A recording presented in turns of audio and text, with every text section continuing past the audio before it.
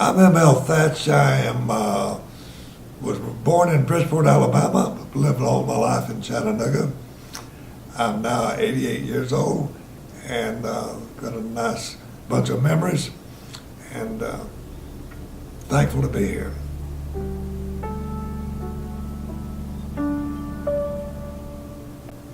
I was reading in the paper the other day about Ingalls Stadium, and they're condemning Ingalls Stadium, and there were many articles about it and the sadness of it, and I was a little bit displeased because they didn't talk about the baseball. They talked about Joe Engle, and of course Joe Engle was a guy that named the stadium after, and he was quite a character.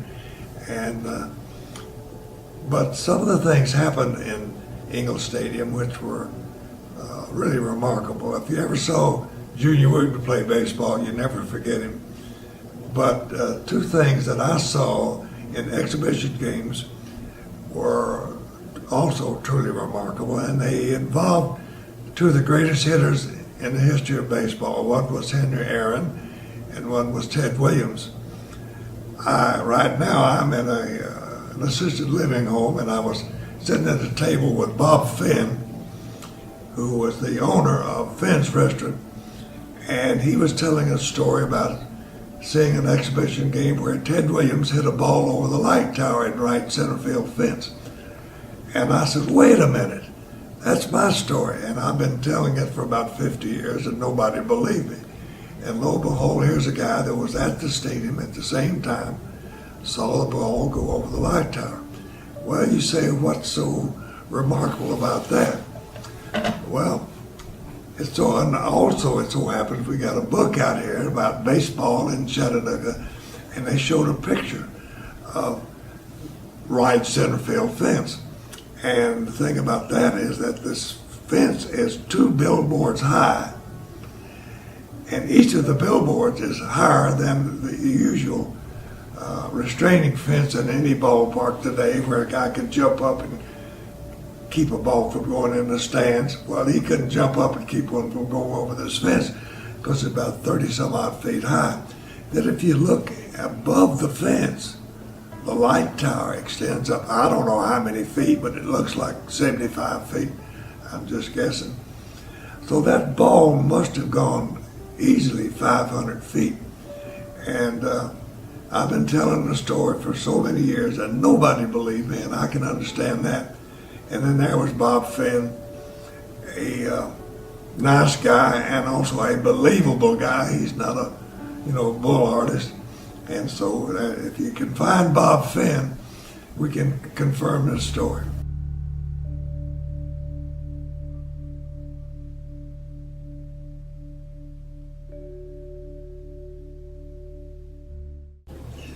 First time I saw Henry Aaron, I heard anything about him at all, was in 1952, or maybe it's 54, I'm not sure. Anyway, the Boston Braves, the Atlanta Braves used to be the Milwaukee Braves, but before that they were the Boston Braves.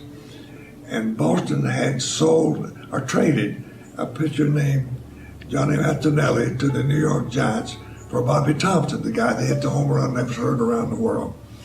And Thompson was going to play left field for the Boston Braves. Well, he broke his leg in spring training, and Boston brought up a skinny kid from Jacksonville in the South Atlantic League who was a second baseman, and they had him playing left field. Well, it was so recent that his name was not even on the roster, so we didn't know who he was.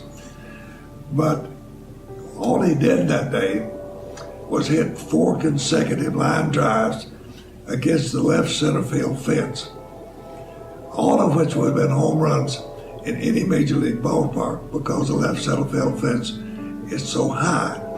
As you might remember in the Ted Williams story, that thing has got to be at least 30 some odd feet high. So Henry Aaron was a pretty good hitter.